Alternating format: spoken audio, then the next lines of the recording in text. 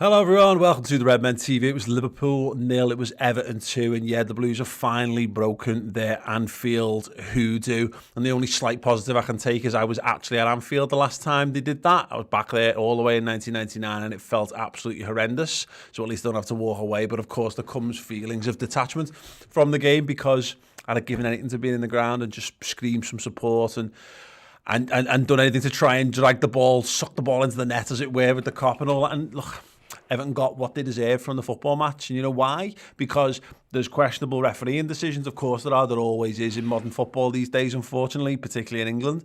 They stuck the ball in the back of the net and Liverpool didn't. And Liverpool, for all their good build-up play, for the good opportunities that they crafted, for the great work that they put in at times, so some really nice build-up play, Liverpool have forgotten how to consistently win games of football. And the way you win games of football is to stick the ball in the back of the net. And right now, look, Salah is doing everything in his power. Salah is scoring goals at a rate higher than anyone else in the Premier League, but he needs the other lads around him to chip in as well and start to play at that sort of level. And Bobby Firmino wasn't that, Mane wasn't that today, and you're left with Salah. And if he doesn't stick the ball in the back of the net, Liverpool struggle to win games of football. And that is that. Right, yeah, you can get your reaction to this if you are a member any tier here on YouTube. You can use the live chat. I'll go through that right now. Then I'll nip over to Twitter for a bit, and then I'll come back to the live chat as well. So yeah, if you want to get involved there, then please do.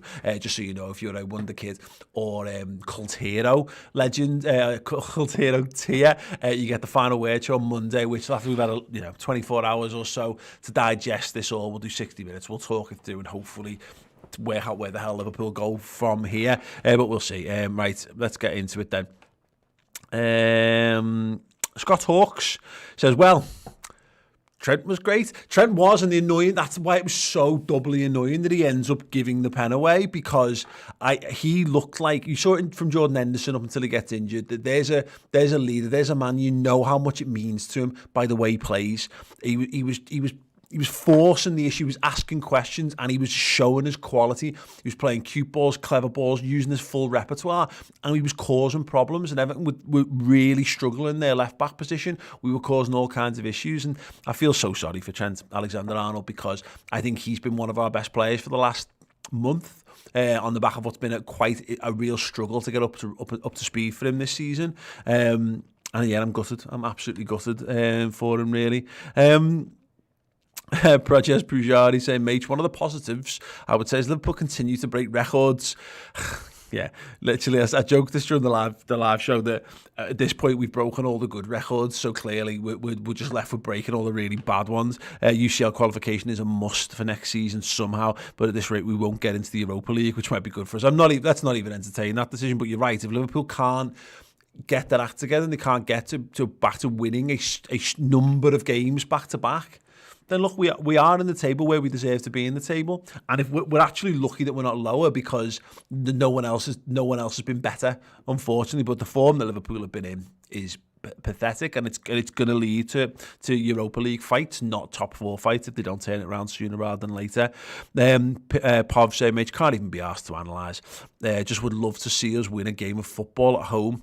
Just gutted, mate. Absolutely gutted. Yeah, that's how I'm feeling about it all in general. I'm not angry about it. I said it before. This is unfortunate. The way you normally analyse things is you go, okay, look, it'll be fine because X, Y, and Z.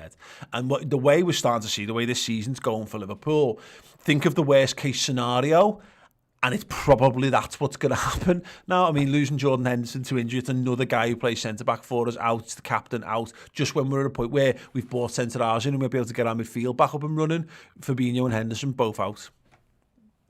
And then you're at a point where you could just do with a couple of things going for you. And we had that happen for us in midweek in the Champions League, but it's not gone for us today at all. And some of that is just, you come up against good teams like Everton. Everton had a game plan and they enacted that game plan. I think they caught us on the hop with the team selection, with the way they lined up with the team selection. We didn't get up and running quick enough in the game. You're a goal down, then you're chasing it, and a team that hasn't been scoring lots of goals has then got to find 2 goals to take 3 points. And when the longer the game goes on, when you haven't scored and you haven't gotten back into it, the more you leave yourself open to something like the penalty decision happening. And we can talk all day about whether it was a pen or not, and we'll do that on the instant match reaction, of course. I think it's harsh, personally, but those things go against you when you leave those situations. We were at last gasp, last ditch sort of territory there, and yeah, we had nothing off the bench that was going to add any more to us, and that's a weakness of where Liverpool are at, and that's circumstantial. You can't level criticism for that because that's just the nature of where we are, but it doesn't make it hurt any less. Official Nemesis saying can't wait for the end of this nightmare season. It can't get worse, right? Don't be like that. King George, welcome aboard as a first teamer. Thank you to everyone who sent the super chats in. I'll get them in now. 56 Landon saying Henderson shouldn't start at centre back. There's no need. His work effort in midfield is why we were number one. I agree. I absolutely agree. And look, I thought Nat Phillips put a decent showing in at centre half today. For you guys, was that enough? You know, I know Henderson's actually he could be out for 3 months now, and that's it. That's him done, isn't it, for the season? Pretty much.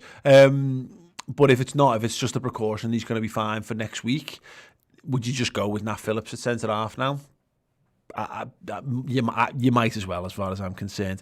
X with the 9.99. Thank you, mate. Thank you so much. He said, I feel like crying, mate, but I know we'll come back stronger. Yeah, look, this is it, isn't it? Footy, unfortunately, and when you're on top, it's amazing. And Liverpool have been on top for 2 seasons, definitely. And we've had enough good things happen over 3 or 5, really. Think about it. We went to, I know we didn't win the Europa League, but we went to a Europa League final. We went to 2 Champions League finals. We've nearly won the league once when we've got the record points total for second whilst winning the European Cup. And then we battered the league everywhere. And Liverpool have absolutely fallen off a cliff this season. We all know the reasons for it. It doesn't make it any less hard to take because, every week we've got to turn up and take our licks and watch the game regardless. And it's fucking depressing. I said, footy's become a television show. And if Liverpool are in danger of becoming how I treated The Walking Dead. It became so depressing that I stopped watching it, because I just didn't need any more heartbreak and upset and depression in my life from a television programme. But unfortunately, it's a religion, and we've got no choice but to continue to go through the rough and the smooth. It's far easier when things are going your way, isn't it, really? I don't know if I said already, but welcome aboard King George as a first team member. Liam Stormont. So the ref's not allowed to use common sense. Despite that, we didn't play great, but I'm sure we'll be back to our best soon. I like that positivity, mate. Thank you for that. Jonathan Cook says, mate, I'd settle for us winning a decision. Well, it helps. You can build on things, get it. This is the double annoying part of this. I hate moaning about decisions. I hate moaning about referees because we haven't had to do it for ages because Liverpool have just found ways to win. But this is the point. And this squad, so decimated that it's been, is just reaching for more. I've used this analogy before. It's the scene in Avengers where Hawkeye, he's firing off and he's doing a great job against the odds, but then he reaches and there's no more arrows left in the quiver, and that's where Liverpool are sort of at this point. Xherdan Shaqiri's fine, but like Naby Keita is clearly not ready or not trusted enough to come into this game. Divock Origi's done, isn't he? I mean, he might well surprise us at the back end of the season, but I just feel like we've used every ounce of Divock Origi that we're ever going to get out of him, and now it's just you're putting an empty shell on the pitch with seconds left really to try and change things as well. It's a bad one. Nick Govindan saying 8th centre-back pairing of the season today. Hard to build any foundation to improve when the walls keep caving in.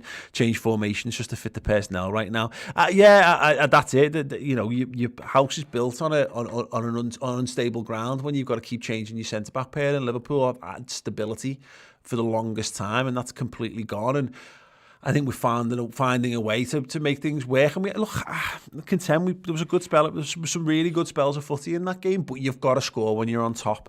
And when that doesn't happen, this side doesn't have the stamina, and it doesn't have the depth, the strength in depth to continue that momentum, to keep choking the life out of the opponents that we've had for so many years. So that if you can get to 75 minutes, and if you're winning, then you're going to win. And if you're within a goal of Liverpool, you're more than likely going to get some points from the game, because we just run out of everything by the time the games come to the full-time whistle at the moment. Thank you so much to such and such 1998 for joining us as first teamer. You know your name. That's wonderful. Owen Wright, Phillips starting to get hand up the park. Yeah, I think that's a decent shout, mate. Tristan Bauer saying Kabak looked painfully slow for the Prem. I think Nat looks more suited. Did the ref actually give the penalty replay the time of day? What was with that? That's mad for me. What has he looked at the screen for? What could he possibly have seen from the far angle?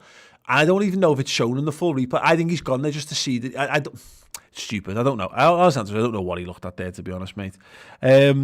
Broker Bullens, thank you so much. He said, I'm ready for Klopp to allow the players to be accountable. No more, this was a positive. Nah, players are simply underperforming to a man. Time for the players to get angry. I thought they had done, but this is the thing, you know, that Liverpool's task there was to break Everton down. I thought Everton defended well. I thought we asked them loads of different questions. It's worth accounting for the fact that Jordan Pickford had a really good game in goal as well, which is not great. It's nice when he doesn't do that. It's much more preferable when he's just a bit crap. But again, you got to finish your dinner, and that's. I don't know whether that. I don't buy into this lack of endeavour or lack of energy, lack of energy. I do, but lack of endeavour, lack of fight. Yeah, I don't know what it is at the moment. Yeah, I really don't. Josh Hunter, welcome aboard.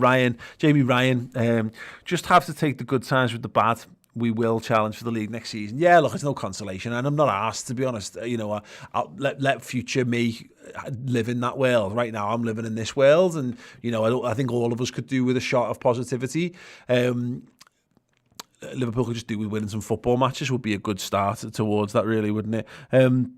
But I agree with that. They take the good with the bad. You've got to be a football fan. Unfortunately, you can't.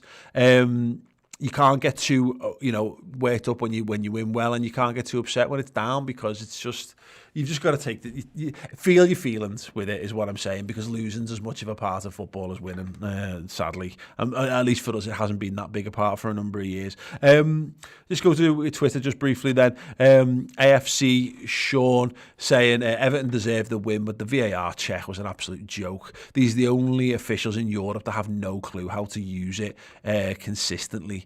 FPL support underneath replying saying, we would have won in Europe. So many small decisions. Gomez would have been sent off too. Yeah, it always feels churlish to talk about officiating when you've lost, because like you're salty, or you're excuse making, or you're crying, or whatever. So yeah, look, for me, Liverpool created enough opportunities to win the game of football and didn't take them. And so they've left themselves in the hands of the officials. And we all know that's stupid. Don't leave yourself in the hands of the officials, because it won't work out well for you. It's a good point here from Peter. Yeah, probably Peter. Penalty, not penalty, who cares? We should have scored a few before that. I love Firmino to bits, but he needs a break. Our formation needs to change. There is no urgency in our attack. It's really hard to see our team this way. Again, look, we definitely need Jota back, but I wouldn't put a lot of pressure on Jota coming back in anything like the form that we need him to be in the short term. He's probably a couple of weeks away from being properly back in training, let alone being up to match sharpness. But again, Bobby Firmino, I agree, but that's a game where you could really do with somebody who's dead good at scoring goals on the pitch there, other than Mo Salah, because that's how you win games of football like that. Really tight games where the teams defend them really well. You need a lad, and you need another lad, you need another option. We were most dangerous when Trent and Salah really kicked into gear in the second half, and we looked good. I thought I was enjoying how we were playing. But that's when you need, Bobby Firmino does that wonderful run. He beats like three men, and then he just puts it wide. And he's had, 2 or 3 strikes on goal, and he's not tested Pickford. And that's what the blame will fall on Firmino. And that, at the moment, fair play. Leon Richards saying, poor again, can't keep blaming poor refereeing decisions, and the lack of centre-backs off front three were terrible. A little embarrassing, really. Yeah, that's it. You're right in that. The front three, again, keep coming back to it, score your chances, and then your defensive issues aren't put under the microscope quite so much. Scouser Dan says, doesn't count, no fans there. I'm sure all the Blues will agree after all their crying last season. Yeah, absolutely. I don't think it counts. Put a big asterisk next to it. When they release the DVD, make sure there's a big asterisk that there was no fans. Let Everton beat Liverpool 2-0, but with no fans. Whatever, who's asked. Let them have the moment. Let them have it. Bobby, we're winning the Champions League. Big 2005 vibes. Anyone know where the final is this year? Yeah, we all know where the final is this year. I would not put any money on Liverpool winning the European Cup this season. Jesus God. Yeah, it's not going to happen. Not in this form, my word. And Shabir Ahmed saying Everton celebrating as if they've won the Champions League. Right, listen, they're allowed. Fair play, right? And fair play to any Evertonians who are watching, looking for a laugh or whatever. Absolutely fair play. Like, I've grown up in this city, been in the city my entire life. I've had Evertonians around me. I've had great mates along the years who've been Evertonians, and I know that some of them are really, really good people. Most of them are really, really good people. And they've been run through the mud in this. Now, they're going to be 10 times unbearable, more unbearable than we've ever been for the foreseeable future because of this. Because we used to have this when in the 90s when they used to beat us all the time. And all my mates, school was unbearable because of Evertonians who would always finish below us in the league but always beat us in the derbies. But, like, look, they're entitled to celebrate it because they've not won at Anfield in 20 years. If the roles were reversed, the day we finally beat Man United again at Old Trafford, I am going to be bouncing everywhere, absolutely bouncing everywhere. So listen, let them have it because that's footy. Again, take the rough with the smooth. When you're boss, enjoy being boss. Don't be too much of a prick about being boss, and then accept that you're going to get stick when you lose at the other end, because that's the swings and roundabouts of football. Fortunately, there's people who support every football club, and they're entitled to their happiness as well, as much as we don't like that to be true, particularly for Evertonians and obviously Manx as well. Right, loads more comments here live on YouTube, so I'll dive through them as quick as possible. I'm aware this is going to be a 400-minute show and everyone just really wants to get off, but thanks so much for all the comments, of course. Darsan Singh, hi Paul, looking at the table, we seem to be very lucky that no team can overtake us and they play each other, but we need to get points. Staying off Twitter for a bit. Yeah, this is defo a weekend to swerve Twitter for a few days. In fact, for the whole week. We don't play now till next weekend, do we? Dear Lord. Michael Devlin, it started in Burnley game with David Coote and Robbo. Yeah, Dave Sarkar, welcome aboard as a first teamer, mate. Get your comments in if you want. Jonathan Cook, ref went to the screen for time wasting. Yeah. King George, Harvey Elliott's a baller. He is. Harvey Elliott, we're back to the world of hoping that 17-year-olds are going to come in and do the business for us. Yeah. Mr. Underlove, welcome as a first teamer. David Levicek, we had the worst of luck this season, but we should start looking forward beyond the injuries and point at the problems and start making changes. By the way, when did the front three play good football together? Did they play quite well in the Champions League in the week? Am I right in remembering that? I thought they did. Salah and Mane both scored in a game, which is an absolute rarity at the moment. Josh Dolan, should we stick Mo up top and put Shaq on the left? Something different? Yes. Let's just try that for a bit. Craig Tebbs, I'm firmly Klopping, but I'm worried. How long do you think FSG will give him? Our front three are struggling, but we won't buy big outside top four. # null and void. Hope the ball keep the faith. They will. There's no doubt the ball will keep the faith in Jurgen Klopp. It is what it is. I think everyone with a reasonable analytical brain can look at the conspiring circumstances that are outside the manager's control at the moment. It is what it is. Liverpool have got a squad that's capable of getting top four. And maybe causing some bloody noses in Champions League, or maybe engineering something big in the Champions League. But we're not good enough to put, this squad isn't good enough to put down a consistent run of 10 wins. We're not elite enough at the moment with the players that we've got available to us. But the thing is, that's true of absolutely everyone from second down to about seventh. But Liverpool do need to get their act together, just because we need to be better than those other teams, because it's not. That we just do. Otherwise, we're in a spot of shit. Because you're right, trying to maintain the momentum, the forward momentum, when we're not in the Champions League, that is a massive ask. Yes, Mr. Underlove coming again. It says we are cursed by the Nike deal. We did New Balance dirty. Worst look ever we are currently having. Right, here you go. Here's one for you. Throw into the comments for me before you all get off.